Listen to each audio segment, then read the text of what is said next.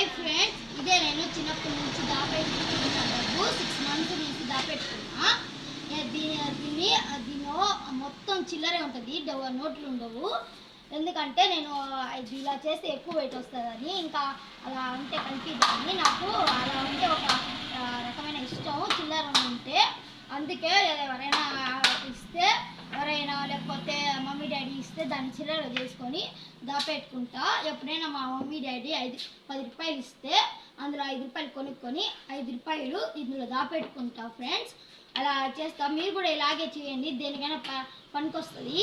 కొనుక్కోవడానికి మమ్మీ వాళ్ళని డిస్టర్బ్ చేయకుండా కొనుక్కోవాలంటే నేను ఎక్కడైనా ట్రావెల్ దూరంగా వెళ్తున్నప్పుడు నేను కూడా తీసుకుంటా. అంటే మమ్మీని అడగకుండా నేనే జోబులో పెట్టుకుంటా కొనేడానికి. అప్పుడు దీన్ని నోట్లుగా మార్చుకుంటా. ఎందుకంటే చిల్లర అక్కడ పడిపోతుంది కాబట్టి. ఇగోండి చూడండి, ముందే కోసుకున్నా చూడండి.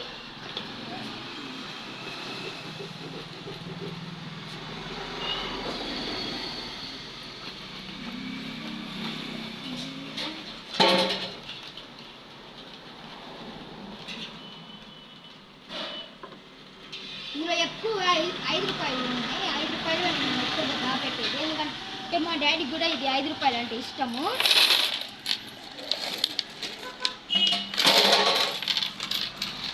చూడండి ఫ్రెండ్స్ ఎన్ని ఉన్నాయో. ఇప్పుడు నేను